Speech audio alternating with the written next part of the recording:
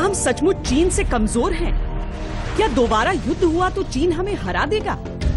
युद्ध में विजय जो होती है वो केवल शस्त्रों की नहीं होती है, योद्धाओं की होती है। लद्दाख में हो, सिक्किम में हो या अरुणाचल में हो, भारतीय फौज सक्षम है। क्या इतिहास का बोझ इतना अधिक है कि वो भविष्य पर भारी है? देश लड़ाई करेगा या नहीं करेगा ये पॉलिटिकल डिसीजन होता है, सेनाएं तो उसको अंजाम देती है। अभी जो डोकलाम में इन्होंने चाइनीज इंट्रूजन किया है, वही चीज ये 1967 में अटेम्प्ट कर रहे थे नाथुला में और चोला में, जहाँ पे उनको मुंह की खानी पड़ी। 1962 की लड़ाई को समझना जरूरी है। वहां भारत को चीन ने धोखा दिया था। ये सवाल पिछले 5.5 दशक से हर हिंदुस्तानी के दिल में चुभ रहा है, पर इतिहास का एक ऐसा पन्ना है जो अब तक आपकी आंखों से ओझल है, एक ऐसा पन्ना है जिस पर इन सभी सवालों के जवाब दर्ज हैं।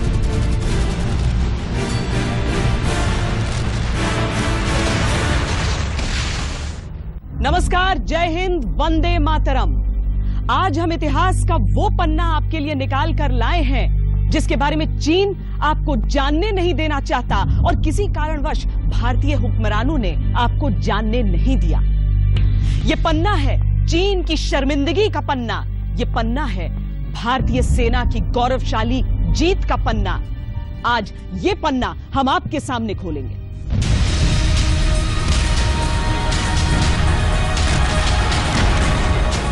ये कहानी है 1967 में लड़ी गई 2 लड़ाइयों की। वो लड़ाई जिसमें चीन का अहंकार चकनाचूर हो गया।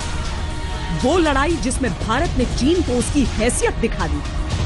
वो लड़ाई जिसने ये बता दिया था कि 1962 अगर सच था तो सच को बदलने का दम रखती है भारतीय सेना। 1962 अगर हार थी तो उसे जीत में बदलने का हौसला रखती है भारतीय सेना। 1962 अगर शर्मिंदगी थी तो उसे इज्जत में बदलने की हिम्मत रखती है भारतीय सेना। ये कहानी है भारत की जीत की, चीन की हार की। ये कहानी है 1967 में लड़ी गई 2 भीषण लड़ाइयों की, जब 4 दिन में 400 चीनियों को मौत के घाट उतार दिया गया तो एक ही दिन में चीनियों को 3 किलोमीटर उनकी सीमा के भीतर धकेल दिया गया।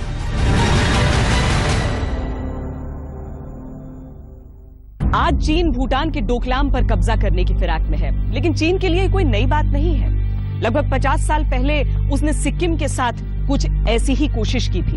तब सिक्किम भारत का हिस्सा नहीं था, लेकिन जैसे आज भूटान ने भारत से रक्षा की गुहार लगाई है, उसी तरीके से तब सिक्किम ने भारत से रक्षा की गुहार लगाई थी।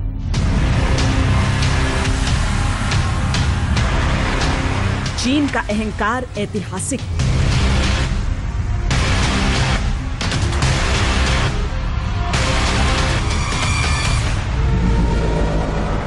वो जैसा आज दिखता है वैसा ही 1967 में भी था। अपनी सीमा का विस्तार करते हुए वो सिक्किम की सीमा में आ घुसा और ट्रेंच यानी युद्ध के लिए गड्ढे खोदने शुरू कर दिए। उस दौर में सिक्किम भारत का हिस्सा नहीं था, पर भारत के संरक्षण में था, यानी सिक्किम की हिफाजत भारतीय सेना की जिम्मेदारी है।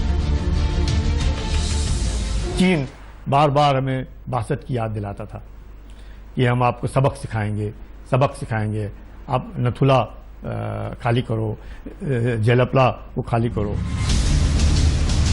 चीन चाहता था भारत सिक्किम से हट जाए, कुछ ऐसा ही जैसे वो आज भूटान के साथ कर रहा है। दरअसल पूर्वोत्तर के राज्यों के लिए चीन की लालच को देखते हुए ये समझना जरूरी है कि अगर चीन यहाँ किसी भी इलाके पर कब्जा करता है तो उसका सीधा निशाना इस बात पर है कि वो पश्चिम बंगाल से नॉर्थ ईस्ट को काटकर अलग कर सके। ये हमारा एक बड़ी नैरो लैंड की स्ट्रिप है, जिसमें एक तरफ नेपाल है, एक तरफ भूटान है, एक तरफ बांग्लादेश है, बीच में वो बंगाल की टेरिटरी है। हमारी रेल और रोड दोनों के कम्युनिकेशन नॉर्थ ईस्ट स्टेट के साथ वहीं से गुजरते हैं। तो अगर डोलम प्लेटो पे किसी का कब्जा होता है तो उस, जिसको चिकन नेक के नाम से भी बोला जाता है, वो नैरोएस्ट उसका 23 किलोमीटर है सिर्फ विड्थ। अगर उसको काट दिया जाए तो हमारी नॉर्थ ईस्ट की स्टेट कट जाएंगी।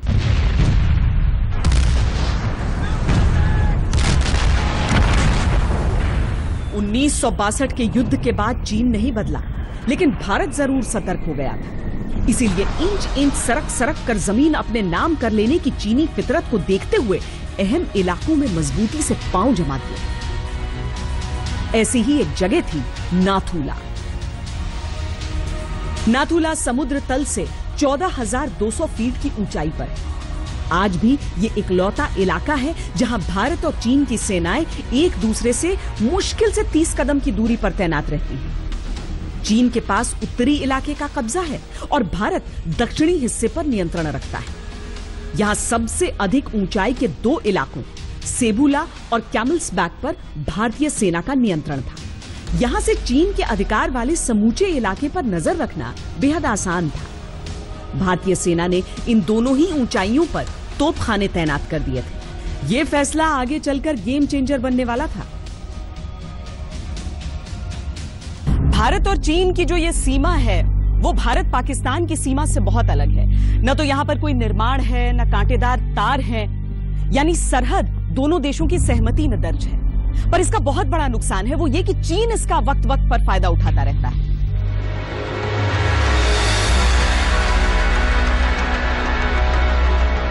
नाथुला दर्रे पर भारत और चीन की फौजें एक दूसरे के बेहद करीब पेट्रोलिंग किया करती थी। यही कारण था कि दोनों फौजों में टकराव आम था। मुश्किल यह थी कि चीन की ओर से केवल एक व्यक्ति था जिसे टूटी फूटी ही सही अंग्रेजी आती थी। वो एक सरकारी नुमाइंदा था। हर रोज बहस के बाद हल्की फुल्की धक्का मुक्की हो जाया करती थी। पर 6 सितंबर की सुबह ऐसी ही धक्का मुक्की में चीन का सरकारी नुमाइंदा गिर गया और उसका चश्मा टूट गया। थोड़ा बहुत जो अभी आजकल आपने देखा पंगांगसो में कई बार डोकालाम प्लाटो में वो धक्कम दुक्का हो जाती है, उसी तरह वहां पे भी धक्कम दुक्का हुई। जब धक्कम दुक्का हुई तो उनके जो पॉलिटिकल कमिश्नर थे वो गिर गए, उनका चश्मा गिर गया, तो उनको लगा, तो फिर ये जो कार्रवाई वो पीछे चले गए। रोज रोज के टकराव से बचने के लिए भारतीय सेना ने नाथुला और सेबुला के दरमियान सीमा पर एक तार लगाने का निर्णय किया। तारीख निर्धारित की गई 11 सितंबर 1967। वहां पर उन्होंने कहा कि सीमा में तार मत लगाओ। भारत कटीले तार इसलिए लगा रहा था कि दोनों के गश्ती दल पेट्रोल्स जाते हैं, कहीं उनमें आपस में लड़ाई झगड़ा न हो जाए। तार लगाने का काम भारतीय सेना के इंजीनियर्स को सौंपा गया और उनकी रक्षा के लिए तैनात किए गए 18वीं राजपूत के योद्धा। सेबुला और कैमल्स बैक पर तोपों के साथ सेकंड ग्रेनेडियर्स तैनात थे। ये काम लेफ्टिनेंट कर्नल राय सिंह की देखरेख में चल रहा था। शेरू थपलियाल उस दौरान उसी पलटन के एक युवा ऑफिसर थे और वहीं तैनात थे।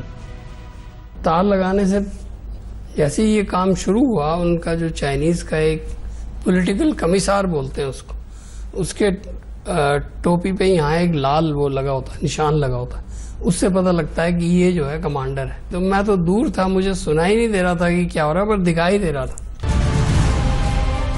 मुश्किल से कुछ मिनट ही बीते थे कि चीनी सेना की एक टुकड़ी वहां आ गई। भारतीय जवान सीमा के लगभग 500 मीटर भीतर ही थे।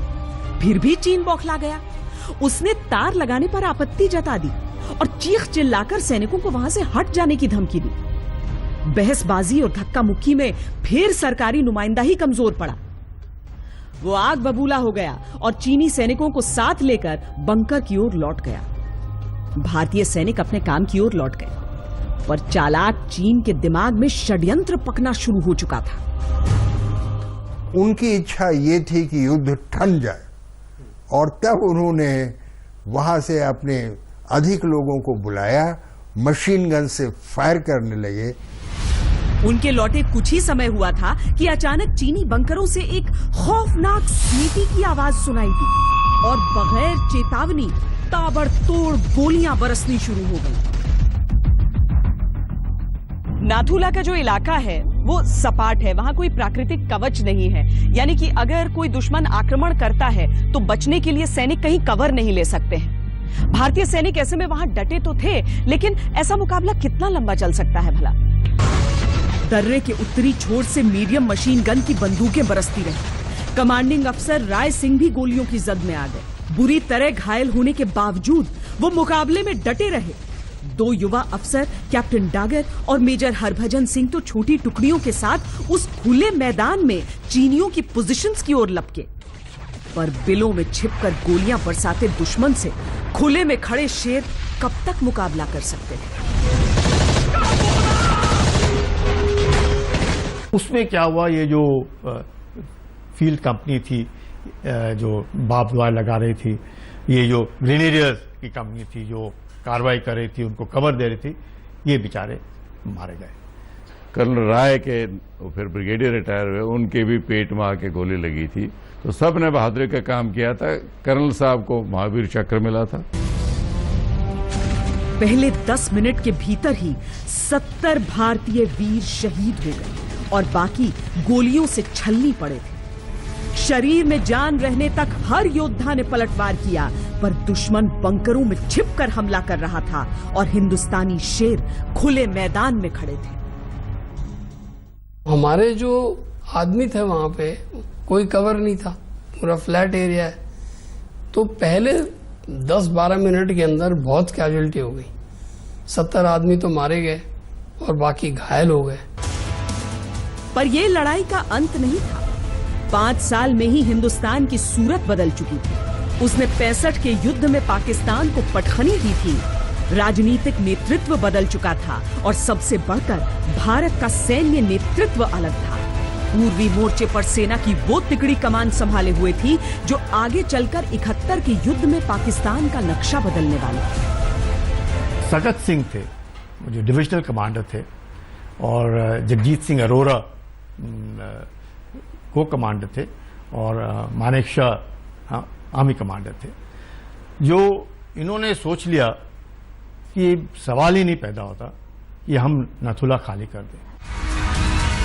फैसले मजबूत लिए जाते थे और तेजी से लिए जाते थे। मोर्चे पर तैनात कमांडर्स को निर्णय लेने की स्वतंत्रता थी, पर 62 की जीत के नशे में चूर चीन ने भारतीय सेना को कम करके आंक लिया था। वही गलती जो आज वो फिर कर रहा है। चीन, मैं समझता हूं, डोकलाम में गलती कर रहा है। मिलिटरीली तो डोकलाम प्लेटो में हम मजबूत स्थिति में हैं। हमारी तो वहां सारा साल डिप्लॉयमेंट रहती है, हमारी कम्युनिकेशन भी है, हमारी राशन वगैरह, इक्विपमेंट, एम्यूनिशन की डंपिंग भी वहां है, स्टोरेज है।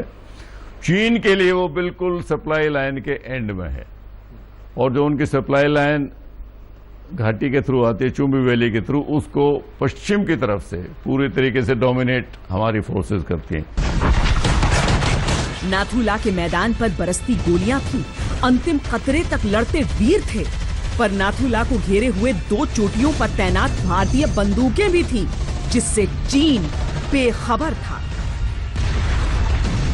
सेबुला और कैमल्स बैक ये चीनी पोजीशन से भी ज्यादा ऊंची जगह थी, यानी भारतीय सैनिक सबसे नीचे जिन पर चीनी गोलियों से निशाना साध रहे थे, और उनके ऊपर सेबुला और कैमल्स बैक की ऊंचाई पर भारतीय सेना की अलग टुकड़ी जो वहां से गोलीबारी करना उसने शुरू किया चीनी बंकरों पर। लगातार सटीक गोलाबारी हुई। चीन को समझ ही नहीं आया कि मौत उन पर इतनी ऊंचाई से कैसे बरस रही है। निशाना इतना अचूक था कि चीनियों की आंखों के सामने विध्वंस का नाच होने लगा। चीन के खुद के आकलन के अनुसार 400 चीनी सैनिक पहले हमले में ही ढेर हो गए। पर चीन की अकड़ इतने से कहां टूटने वाली है। वो तो जैसे आज धमकियां देता है वैसे तब भी देता था। लड़ाई के तीसरे दिन 14 सितंबर को उसने हवाई हमले की धमकी दे डाली। चीन के आज के बनिस्बत जो उनके पास हवाई जहाज हैं, उस वक्त के जो हवाई जहाज थे उनमें काबिलियत नहीं थी। हमारे पास काबिलियत थी, अगर हम चाहते तो हम कर सकते थे, पर क्योंकि वो हम ये कहेंगे कि नॉर्मल लिमिटेड था, सिर्फ नथुला के कन्फाइंड ही लड़ाई हो रही थी, इसलिए और आर्टिलरी से हमारा तो मकसद पूरा हो गया था। वो इस्तेमाल करने की काबिलियत नहीं रखता था, चाहे वो धमकी दे कि हम इस्तेमाल करना चाहते हैं, वो काबिलियत नहीं थी। भारत न डरा न रुका। 3 दिन और 3 रात तक निरंतर गोलीबारी चलती रही, तब तक जब तक एक एक चीनी बंकर ध्वस्त नहीं हो गया। न तो चीन पलटवार कर पाया, न ही उसका कोई हवाई जहाज इलाके में दाखिल हो पाया। उसकी इज्जत और मोर्चे पर मौजूद सेना दोनों मिट्टी में मिल चुके थे। 2 ग्रेनेडियर ने और जीओसी जनरल सगत सिंह ने बहुत बहादुरी से, बहुत सख्ती से चीन का मुकाबला किया और उनके जो डिजाइन थे अटैक करके भारत की सेना पर कब्जा करने का, उसको बीट बैक किया। सकुचाते हुए ही सही, चीन ने अपना सबक सीख लिया था, लेकिन वो न आज साजिश रचने से बाज आता है, न उस दौरान आता था। भारत ने जैसे ही गोलाबारी धीमी की, वो भारतीय शहीदों के शव खींच खींच कर अपने इलाके में ले गया ताकि दुनिया को कोई दूसरी कहानी सुना सके। वो शव खींच के इसलिए ले गए उस समय, एक तो उनको अपने देश को बताना है कि भारतीय हमारी सीमा में आए थे और तभी हमको शव मिले, अन्यथा शव आप लेके क्यों जाएंगे। पहली बात कि लोगों को बताने के लिए, इंटरनेशनल अंतर्राष्ट्रीय क्षेत्र में बताने के लिए भारतीय सेना चीन की सीमा के अंदर थी। आखिरकार भारत ने दया खाकर 15 सितंबर को युद्ध विराम कर दिया, लेकिन चीन को सुई की नोक भर जमीन नहीं लेने दी। 4 दिन की इस भीषण लड़ाई में भारत ने अपने 70 सैनिक गंवा लिए थे, पर चीन के 400 फौजी इस दौरान ढेर हो चुके थे। 15 सितंबर को सैम मानेकशॉ, जेएस अरोड़ा और सौगत सिंह की मौजूदगी में दोनों देशों ने फौजियों के शव एक दूसरे को सौंपे। दोस्ती और भाईचारे के ऐसे जितने भी नारे हैं, उन पर कायम हिंदुस्तान रहता है। चीन तो केवल विश्वासघात करता है। अभी एक हार उसे मिली थी, लेकिन इससे चीन पे कोई फर्क पड़ा नहीं। उसे तो 5 साल पहले जो 62 में उसने जीत हासिल की थी, उसका दंभ ऐसा था कि वो अकड़ में दोहरा हुआ जा रहा था।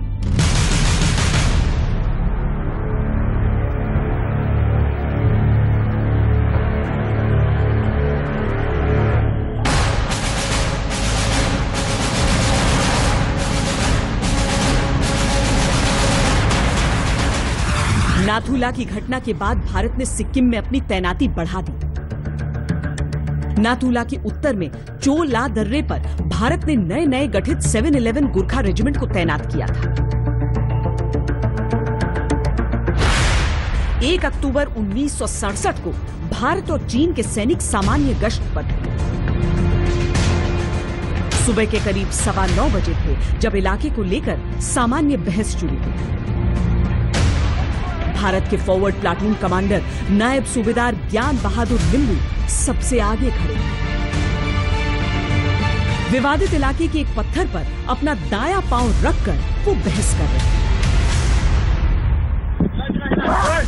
चीनी कमांडर ने उनका पांव लात मारकर हटा दिया। नायब सूबेदार लिंबू को गुस्सा आ गया। उन्होंने दोबारा अपना पांव उसी पत्थर पर रख दिया। अभी चाइना जो चाहता था, एक पत्थर था बीच में, चाइना चाहता था वो पत्थर का पानी चाइना के तरफ बहेगा तो वो चाइना का इलाका है, इंडिया के तरफ बहेगा तो वो इंडिया का इलाका है। लेकिन हमारा जो है प्लाटून कमांडर ने वो पत्थर के ऊपर चढ़ के बोला कि ये पत्थर हमारा है। इतने में उधर ऊपर गुथम-गुथ हो गया। परिस्थितियां बेहद तेजी से बदल रही थी।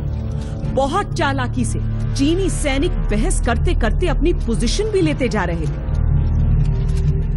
ज्ञान बहादुर लिंबू ने ध्यान नहीं दिया कि वो घिर चुके हैं। तभी एक चीनी सैनिक ने मौके का फायदा उठाते हुए उन पर नेज़े से वार कर दिया। धार लिंबू की बाह से टकराई और वो घायल होकर वहीं गिर गए। चीनियों को लगा गुरखा डर जाएंगे, पीछे हट जाएंगे। शायद उन्होंने गुरखाओं की वीरता के बारे में सुना नहीं था। अडोल्फ हिटलर ने एक दफा कहा था कि अगर मुझे गुरखा मिल जाए तो मैं इस पूरी दुनिया पर राज कर सकता हूं। भारतीय सेना के प्रमुख रह चुके फील्ड मार्शल सैम मानेकशॉ ने कहा था कि अगर कोई कहता है कि उसे डर नहीं लगता है तो या तो वो झूठ बोल रहा है या फिर वो गुरखा है। चीनियों का परिचय इसी बहादुरी से होने वाला था। नायब सूबेदार लिंबू के साथी फौजियों का खून उबल पड़ा। उन्होंने अपनी खुखरी निकाली और जिस चीनी सैनिक ने नायब सूबेदार लिंबू पर वार किया था उसके दोनों हाथ काट दिए। हमारा लड़का लोग ने जो है खुकुरी से काटने शुरू कर दिया।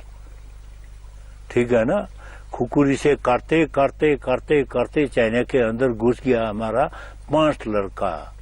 एक लड़के ने काफी जोश में आके उसने कम से कम 7-8 चाइना को काट दिया। चीन को ऐसी प्रतिक्रिया का अंदेशा ही नहीं था। उसके सैनिक घबरा कर पीछे हट गए। फिर अचानक बंदूकें निकालकर गोलियां चलानी शुरू कर दी।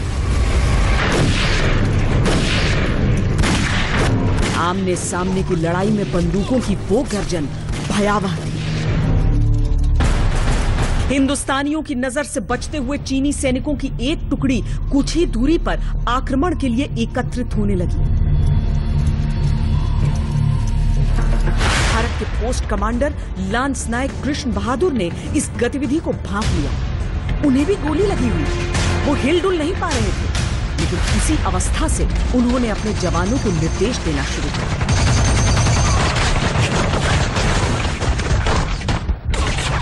उसी के ऑर्डर के कारण से हमारा लड़का लोग जोश में आने के बाद चाइना को, क्योंकि फायर तो नहीं कर सकता था, हिप पोजीशन में राइफल था, उसके बगल के नीचे से राइफल जा रहा था, इसलिए वो लोग ने क्या है खुकुड़ी से काटने शुरू किया था उसी के ऑर्डर के ऊपर।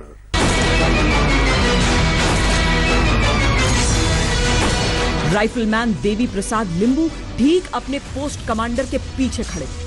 गोलियों के बीच अपनी खुखरी को नचाते हुए उन्होंने एक एक कर 5 चीनियों के सर उनके धड़ से अलग कर दिए। चीनी सैनिकों के बीच भगदड़ मच गई। तभी दूर बैठे एक दुश्मन ने सीधे देवी प्रसाद लिंबू के सिर पर निशाना साधा। एक लड़के ने काफी जोश में आके उसने कम से कम 7-8 चाइना को काट दिया। अभी उसको भी अवार्ड मिला है वीर चक्र का। तो इसके बाद में अभी आ जाते हैं हम चोला के ऊपर। स्थिति को काबू में करने के लिए कमांडिंग ऑफिसर मेजर केबी जोशी ने मोर्टार फायर खोलने के आदेश दिए। तोपों से इतने सटीक गोले बरसे कि चीनियों को उस वक्त पीछे हटना ही पड़ा। घटनाक्रम इतनी तेजी से बदल रहा था कि केवल 1 घंटे में शांति से युद्ध का माहौल बन चुका। हमारा एक्टिविटी देख रहा था, तब तक गोली चला है। गुथम गुथ का लड़ाई तो हो गया खत्म। तो हम लोग तो गोली का लड़ाई चल रहा था। जब तक डोमिनेट था तब तक गोली चला। जब डोमिनेट खत्म हो गया तब फिर हम लोग क्या किया, चाइना ने भी फायर स्टॉप, हमारा भी फायर स्टॉप। तो गोली का बात है। हम तकरीबन 2.5-3 साढ़े 3 घंटे तक जो है 14,000 राउंड MMG से फूंक दिया था। यहाँ चीनियों को मुंह की खानी पड़ी। सुबह के 10:15 बजते चीनियों को वहां से लौटना पड़ा। लेकिन केवल आधे घंटे के भीतर तमजे और राय गैप नाम की जगह पर चीनियों ने ताबड़तोड़ रॉकेट दागने शुरू कर दिए। एक गोला तो सीधा भारतीय बंकर पर आकर गिरा। कई सैनिक उस एक वार से शहीद हो गए। चोला पास में हमारा एक कंपनी का लोकेशन था और टॉप जहां पर हमने अभी हमारा लेफ्ट साइड में पड़ता है चोला से ऊपर। यहाँ से अगर आप चाइना की तरफ फेस करके देखेंगे तो उसका नाम था टॉप। तो वहां पर था दूसरा मतलब कश्मीर का ट्रूप्स, ठीक है ना। उस टाइम में वो लोग जो है JNK मिलिशिया के नाम से जानता था। उसको अभी बोलता है लाइट इन्फेंट्री रेजिमेंट। चीनियों को मालूम था कि पिछले दिन के पलटवार में मेजर जोशी की भूमिका बड़ी थी। उन्होंने सीधा उन्हें टारगेट करना शुरू कर दिया। मेजर जोशी के साथी उस हमले में शहीद हो गए, पर भारतीय सैनिक पीछे हटने को तैयार नहीं। मेजर जोशी ने खुद मोर्चा संभालते हुए 2 चीनियों को ढेर कर दिया और उन्हें घेरने की मंशा से आगे बढ़ रही चीनी टुकड़ी को पीछे हटाया।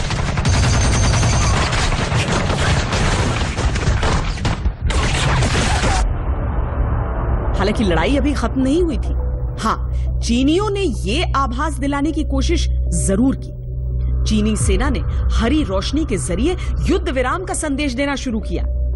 लेकिन मेजर जोशी ने देखा कि एक ओर युद्ध विराम का संकेत है और दूसरी ओर चीनी सैनिक युद्ध के फॉर्मेशन में खड़े हैं। उन्होंने तत्काल चोटी पर से उन पे फायरिंग शुरू कर दी। चीनियों को तितर बितर होना पड़ा। 4 चीनी सैनिक वहीं ढेर हो गए और एक बार फिर चीनियों को अपने क्षेत्र में वापस लौटना पड़ा। लेकिन इस पूरी अफरा तफरी में चीन ने धोखे से एक चोटी पर कब्जा जमा लिया था।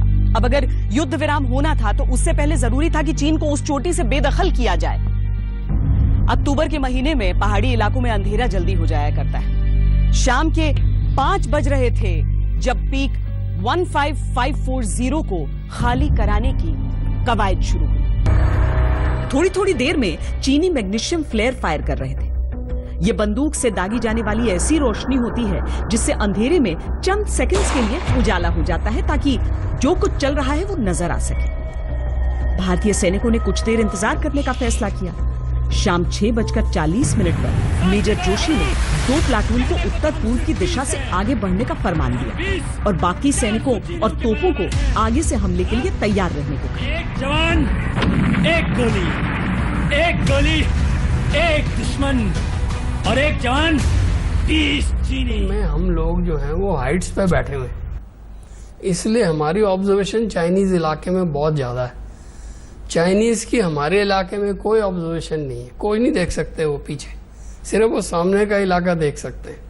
उससे बहुत फर्क पड़ता है क्योंकि आर्टिलरी फायर जो है जब तक आप देख नहीं सकते तब तक आप वो कारगर नहीं होगा। पहली टुकड़ी ने अपना पोजीशन ले लिया था और धावा बोलने के लिए तैयार थी। तभी चीन ने एक और फ्लेयर फायर किया। रोशनी में भारतीय सैनिक साफ साफ दिख गए।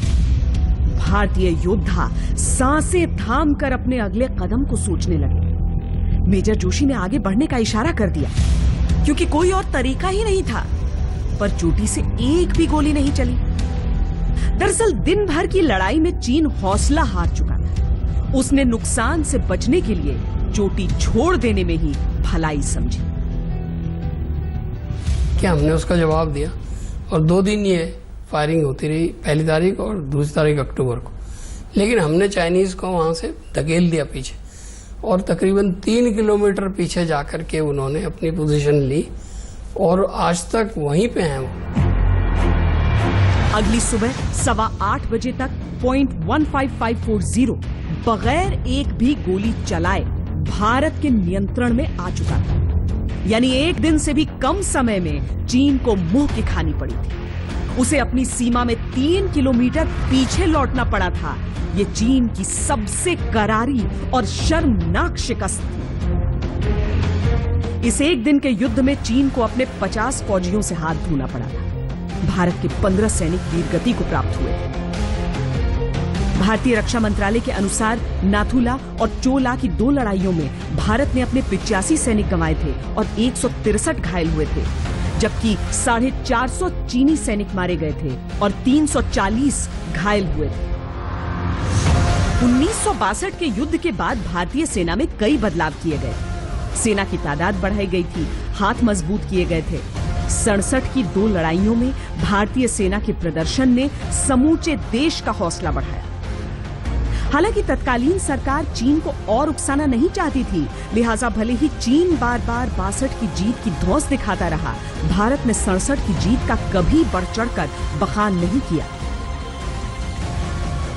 और यही कारण है कि हमने चीन को कभी नहीं बोला कि देखिए हमने आपको 67 में ठोका है, इस समय मारा है, यहां पर आपको हराया है। ये भारतीय संस्कृति में नहीं है। ये उन जगह पर होती है जहां उथला पानी होता है। भारतीय सेना की, जो कि भारतीय संस्कृति का अंग है, महानता है, और इसीलिए हमने ये डर के मारे नहीं कि चीन क्या बोलेगा या चीन को पता है हमने क्या किया है और हमें भी पता है। लेकिन यदि बार बार हमें चीन आज 1962 के युद्ध की याद दिलाता रहेगा तो हमें भी फिर मजबूर होकर इनको बोलना पड़ेगा कि इसको आप मत भूल जाइए। ये वही सैनिक है, ये वही क्षेत्र है, ये वही इलाका है जहां आपको 1967 में हमने आपको सबक सिखाया था। उस मुकाबले के बाद से चीन ने कभी नाथुला पर कोई जुर्रत नहीं की। नाथुला आज एक लोकप्रिय पर्यटक स्थल बन चुका है और भारत चीन के बीच व्यापार का एक रास्ता भी है। उधर 1975 में एक रेफरेंडम में भारत के पक्ष में 97% वोट देकर सिक्किम का हिंदुस्तान में विलय हो गया। ये बात चीन के मन में ऐसी चुभी कि उसने इसे मानने से ही इनकार कर दिया था। हालांकि 2003 में चीन को यह मानना ही पड़ा। 62 का युद्ध हम सैनिकों की वजह से नहीं हारे थे।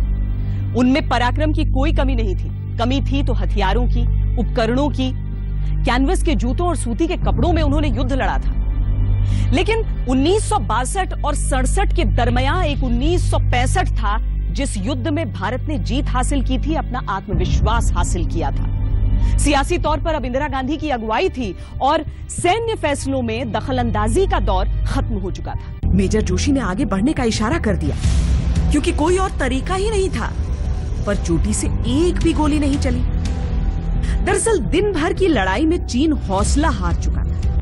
दस्तावेजों में दर्ज युद्ध में 1967 का जिक्र नहीं आता है, पर यह बात समझ से परे है कि अगर वाकई ये नाथुला और चोला इंसिडेंट्स थे जैसा कि इन्हें दस्तावेजों में कहा गया है, तो वहां अशोक चक्र, कीर्ति चक्र, शौर्य चक्र ये क्यों नहीं दिए गए सैनिकों को जिन्हें उनके पराक्रम के लिए सम्मानित किया गया? क्यों उन्हें महावीर चक्र, वीर चक्र ऐसे सम्मान से नवाजा गया जो कि युद्धकालीन सम्मान है? 1967 को लेकर तत्कालीन सरकार की नीति समझ से परे है। 1962 के बाद चीन का पाला बदले हुए भारत से पड़ा। ये वो भारत था जो चीन की आंख में आंख डालकर बात कर रहा था। भारत की नीति विस्तारवादी कभी नहीं रही, लेकिन अपनी संप्रभुता की रक्षा करना उसने सीख लिया था। पहले 4 दिन की लड़ाई में चीन को धूल चटाई, फिर 1 दिन की लड़ाई में भारत ने चीन को हैसियत बताई, लेकिन कभी चोटिल चीन के जख्मों पर तिरंगा गाड़कर जश्न नहीं मनाया, क्योंकि ये भारत जैसे सह अस्तित्व में यकीन रखने वाले देश के संस्कारों में शामिल नहीं। भारत के पास जश्न मनाने के और भी कई अवसर आए जब भारत ने चीन की आंखों में आंखें डालकर उसे पीछे धकेल दिया। 1987 में चीन को ऐसी ही मात मिली।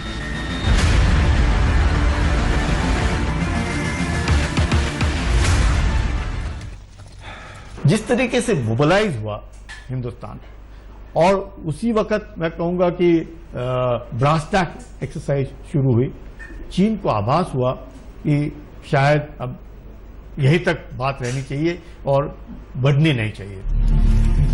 उन दिनों भीषण ठंड के मौसम में ऊंचाई के इलाकों के अपने पोस्ट्स को भारतीय सेना खाली कर दिया करती थी। ऐसा साल दर साल चल रहा था।